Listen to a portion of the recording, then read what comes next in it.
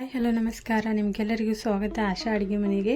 ನೀವು ಕೂಡ ರೊಟ್ಟಿಯಲ್ಲಿ ಏನಾದರೂ ಸ್ಪೆಷಲಾಗಿ ಮಾಡಿ ತಿನ್ನಬೇಕಂತ ಇದ್ದರೆ ಈ ರೀತಿಯಾಗಿ ಕಲಬುರ್ಗಿ ಸ್ಪೆಷಲ್ ಬರ್ಕಿ ರೊಟ್ಟಿನ ಒಂದ್ಸರ್ತಿ ಟ್ರೈ ಮಾಡಿ. ತುಂಬಾ ಟೇಸ್ಟಿಯಾಗಿ ರೆಡಿ ಆಗುತ್ತೆ. ಹಾಗಾದರೆ ಇದನ್ನು ಯಾವ ರೀತಿ ಮಾಡಬೇಕು ಅನ್ನೋದನ್ನು ನೋಡೋಣ ಬನ್ನಿ.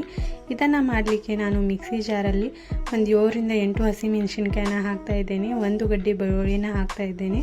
ಅದರ ನಂತರ ನೋಡಿ 1 ಕಡ್ಡಿ ಆಗುವಷ್ಟು ನಾವು ಕರಿಬೇವನ್ನ ಹಾಕಬೇಕು. 1 ಟೇಬಲ್ ಸ್ಪೂನ್ ಆಗುವಷ್ಟು ನಾನು ಜೀರಿಗೆ, 1/2 ಟೇಬಲ್ ಸ್ಪೂನ್ ಆಗುವಷ್ಟು ನಾನು ಇಲ್ಲಿ ಉಪ್ಪನ್ನು ಹಾಕಿ ಇದನ್ನು ಚೆನ್ನಾಗಿ ಮಿಕ್ಸಿ ಜಾರಲ್ಲಿ ಪೇಸ್ಟ್ನ ರೆಡಿ ಮಾಡ್ಕೋಬೇಕು. ಅದರ ನಂತರ ನೋಡಿ ನಾವು ಇಲ್ಲಿ ಜೋಳದ ಹಿಟ್ಟನ್ನು ಚೆನ್ನಾಗಿ ಚಾಣಿಸ್ಕೋಬೇಕಾಗುತ್ತೆ.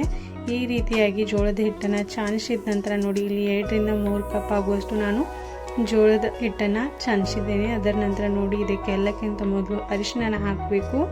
ಅರಿಶಿನ ಹಾಕಿದ ನಂತರ ನಾನು ಇಲ್ಲಿ 1 ಟೇಬಲ್ ಸ್ಪೂನ್ ಕೆಂಪು ಖಾರದ ಪುಡಿ ಹಾಕಿದ್ದೇನೆ. ಅದರ ನಂತರ ನೋಡಿ ಈ ರೆಡಿ ಮಾಡಿಟ್ಟಿರುವಂಥ ಮಸಾಲೆನ ಕೂಡ ನಾವು ಇದಕ್ಕೆ ಹಾಕಬೇಕಾಗುತ್ತೆ. ಆಲ್ರೆಡಿ ನಾವು ಇದಕ್ಕೆ ಉಪ್ಪು ಹಾಕಿರೋದ್ರಿಂದ ಇದಕ್ಕೆ ಉಪ್ಪು ಹಾಕುವ ಅವಶ್ಯಕತೆ ಇಲ್ಲ. ಅದರ ನಂತರ ನೋಡಿ ನಾನು ಇಲ್ಲಿ ನೀರನ್ನು ಬಾಯ್ಲ್ ಆಗಲಿಕ್ಕೆ ಇಟ್ಟಿದ್ದೇನೆ. ಚೆನ್ನಾಗಿ ನೀರು ಕುದಿ ಬರಬೇಕು. ಚೆನ್ನಾಗಿ ಕುದಿ ಬಂದ ನಂತರ ನೋಡಿ ನಾವು ಇಲ್ಲಿ ಈ ರೆಡಿ ಮಾಡಿಟ್ಟಿರುವಂಥ ಜೋಳದ ಹಿಟ್ಟು ಮತ್ತು ಈ ಎಲ್ಲ ಮಸಾಲೆಗಳನ್ನು ನಾವು ಚೆನ್ನಾಗಿ ಕೈಯಿಂದ ಈ ರೀತಿ ಮಿಕ್ಸ್ ಮಾಡ್ತಾ ಹೋಗಬೇಕಾಗುತ್ತೆ. ಈ ರೀತಿಯಾಗಿ ಒಂದು ಸರ್ತಿ ಎಲ್ಲ ಮಸಾಲೆಗಳು ಮತ್ತು ಜೋಳದ ಹಿಟ್ಟನ್ನು ಒಂದು ಸರ್ತಿ ಮಿಕ್ಸ್ ಮಾಡ್ಕೋಬೇಕು. ಈ ರೀತಿಯಾಗಿ ಮಿಕ್ಸ್ ಮಾಡಿದ ನಂತರ ನೋಡಿ ಈ ರೀತಿಯಾಗಿ ಸೆಂಟ್ರಲ್ ಅಂದರೆ ಮಧ್ಯದಲ್ಲಿ ಜಾಗವನ್ನು ಮಾಡಿ ನಾವು ನೀರನ್ನು ಹಾಕಲಿಕ್ಕೆ ಈ ರೀತಿಯಾಗಿ ಸ್ಪೇಸ್ನ ಮಾಡ್ಕೋಬೇಕು. ಅದರ ನಂತರ ನೋಡಿ ಈ ನೀರನ್ನು ಹಾಕಿ ಬಿಸಿ ನೀರನ್ನು ಹಾಕಿ ಈ ರೀತಿಯಾಗಿ ನಾವು ಸ್ವಲ್ಪ ಹಿಟ್ಟನ್ನು ಮಿಕ್ಸ್ ಮಾಡ್ತಾ ಇದನ್ನು ಈ ರೀತಿಯಾಗಿ ಒಂದು ಕಡೆ ನಾವು ಮೇಲೆ ಬಿಳಿ ಹಿಟ್ಟನ್ನು ಅಂದರೆ ಉಳಿದಿದ್ದ ಹಿಟ್ಟನ್ನು ಈ ರೀತಿ ಮುಚ್ಚಬೇಕಾಗುತ್ತೆ. ಈ ರೀತಿಯಾಗಿ ಮಾಡೋದ್ರಿಂದ ಹಿಟ್ಟು ನಾದಲಿಕ್ಕೆ ತುಂಬ ಈಸಿ ಆಗುತ್ತೆ. ಅದಕ್ಕೋಸ್ಕರ ನೋಡಿ ಈ ರೀತಿಯಾಗಿ ಮಾಡಿ. ಈ ರೀತಿಯಾದ ನಂತರ ನೋಡಿ ನಾನು ಸ್ವಲ್ಪನೇ ಇದನ್ನು ನಾದ್ತಾ ಇದ್ದೇನೆ. ಯಾವಾಗ ನಮಗೆ ನೀರು ಕಡಿಮೆ ಅನಿಸುತ್ತಲ್ವ ಆವಾಗ ನಾವು ಇದಕ್ಕೆ ಸ್ವಲ್ಪ ಪ್ರಮಾಣದಲ್ಲಿ ನೀರನ್ನು ತೆಗೆದುಕೊಂಡು ಈ ಹಿಟ್ಟನ್ನು ಚೆನ್ನಾಗಿ ನಾದ್ಕೋಬೇಕು. ನಿಮಗೆ ಈ ರೊಟ್ಟಿ ಪರ್ಫೆಕ್ಟಾಗಿ ಸಾಫ್ಟಾಗಿ ಆಗಬೇಕಂದ್ರೆ ನೀವು ನೋಡಿ ರೆಡಿ ಮಾಡಿಟ್ಟಿರುವಂಥ ಮಸಾಲೆ ಪೇಸ್ಟನ್ನು ತುಂಬ ಚೆನ್ನಾಗಿ ನೀರು ಹಾಕಿ ನೀವು ತುಂಬ ಸಣ್ಣಗೆ ಪೇಸ್ಟ್ ಮಾಡ್ಕೋಬೇಕು. ಆ ರೀತಿ ಮಾಡಿದರೆ ಮಾತ್ರ ಇದು ಸಾಫ್ಟಾಗಿ ಬರುತ್ತೆ. ಇಲ್ಲ ಸ್ವಲ್ಪ ಹಾರ್ಡಾಗಿದ್ದರೂ ನಡೆಯುತ್ತೆ. ಅಂದರೆ ನೀವು ಇಲ್ಲಿ ತರಿಯಾಗಿ ಕೂಡ ಆ ಮಸಾಲೆ ರುಬ್ಬಿದ್ರೂ ಕೂಡ ನಡೆಯುತ್ತೆ. ಅದರ ನಂತರ ನೋಡಿ ಈ ರೀತಿಯಾಗಿ ನಾನು ಸ್ವಲ್ಪನೇ ತರಿಯಾಗಿ ಮಸಾಲೆನ ರುಬ್ಕೊಂಡಿದ್ದೆ.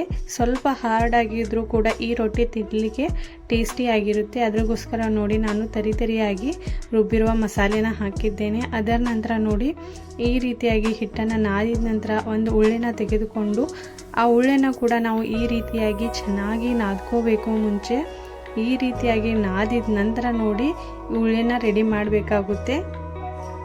ಈ ರೀತಿಯಾಗಿ ಉಳ್ಳೆ ರೆಡಿ ಮಾಡಿದ ನಂತರ ನೋಡಿ ನಾವು ಸ್ವಲ್ಪನೇ ಹಿಟ್ಟು ಹಾಕಿ ಇದನ್ನು ಚೆನ್ನಾಗಿ ತಟ್ಟಬೇಕಾಗುತ್ತೆ. ಇಲ್ಲಿ ನೋಡಿ ಈ ರೀತಿಯಾಗಿ ಹಿಟ್ಟು ಹಾಕಿ ನಾನು ಸ್ವಲ್ಪ ರೈಟ್ ಸೈಡ್ ಅಂದರೆ ಬಲಗೈಗೆ ಸ್ವಲ್ಪ ಹಿಟ್ಟನ್ನು ಹಚ್ಕೊಂಡು ನಾವು ಈ ರೀತಿಯಾಗಿ ತಟ್ತಾ ಹೋಗಬೇಕು. ಇದನ್ನು ರೈಟ್ ಸೈಡ್ಗೆ ಅಂದರೆ ಬಲಕ್ಕೆ ನಾವು ಇದನ್ನು ತಿರುಗಿಸ್ತಾ ಹೋಗಬೇಕು.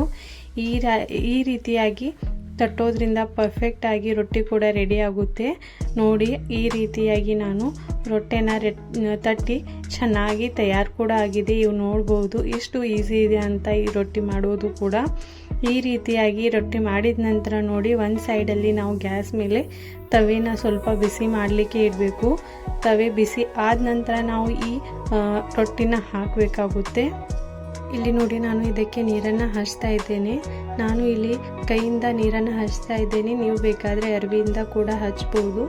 ಈ ರೀತಿಯಾಗಿ ನೀರನ್ನು ಹಚ್ಚಿದ ನಂತರ ಸ್ವಲ್ಪ ಇದು ಆರಿದ ನಂತರ ಇದನ್ನು ಟರ್ನ್ ಮಾಡ್ಕೋಬೇಕು. ಟರ್ನ್ ಮಾಡಿದ ನಂತರ ಚೆನ್ನಾಗಿ ಸುಟ್ಟ ನಂತರ ಇದು ಮತ್ತೊಮ್ಮೆ ಟರ್ನ್ ಮಾಡಿಕೊಂಡು ಇದನ್ನು ಸುಡಬೇಕಾಗುತ್ತೆ. ಈ ರೀತಿಯಾಗಿ ನಾವು ಸ್ವಲ್ಪ ಅರಿವೆಯಿಂದ ಪ್ರೆಸ್ ಮಾಡೋದ್ರಿಂದ ತುಂಬ ಚೆನ್ನಾಗಿ ಈ ರೊಟ್ಟಿ ರೆಡಿ ಆಗುತ್ತೆ. ನೀವು ನೋಡ್ಬೋದು ಇಲ್ಲಿ ನಾನು ಸ್ವಲ್ಪನೇ ಮಸಾಲೆ ತರಿಯಾಗಿ ರುಬ್ಬಿದ್ರಿಂದ ಇದು ಸ್ವಲ್ಪ ಉಬ್ಬೋದು ಕಡಿಮೆ.